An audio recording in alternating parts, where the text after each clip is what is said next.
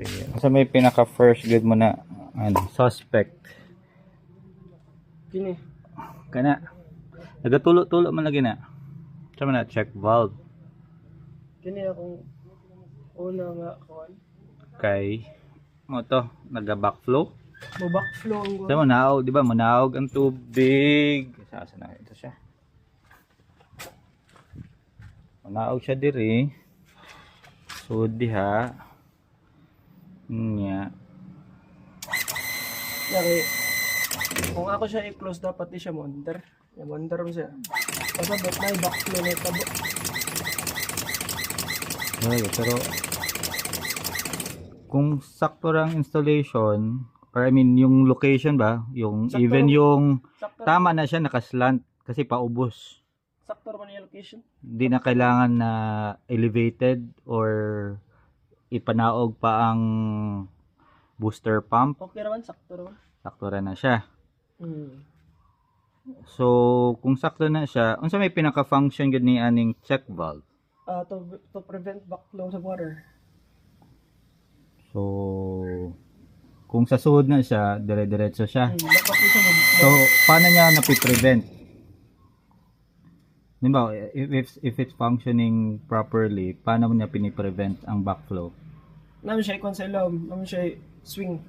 Kaya siya siya swing? swing type check valve may tawag ganun niya. Na siya mo once makaagi ang tubig na to di na niya pabalikon. Okay. Karon og guba na to yung gasket sa ilom so makabalik ang tubig. Okay. So karon og makabalik siya so mulus ang iyang pressure. Kumubalik, mo lose ang pressure. Atong unang first step nato buhaton is ilisan tani siya. Kanang check Oo. check valve swing type. Oo. Okay. Kay dapat man ang taan di gini siya mo on og ako ni siya Sige, off mga ulit. off na ako. On man gyud siya. So supposedly, yung sa mutingog kasi ang water nara diha, di ba? Nara diha. So nga naga-fluctuate man ang pressure.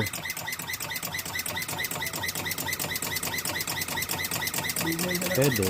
It makes ano naman, makes sense.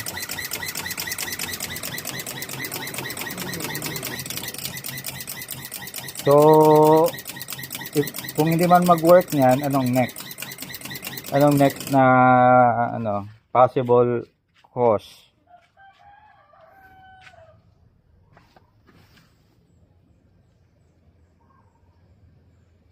Okay pa man tong ano? Okay pa man tong check valve wala mong ano? Wala mong sunog.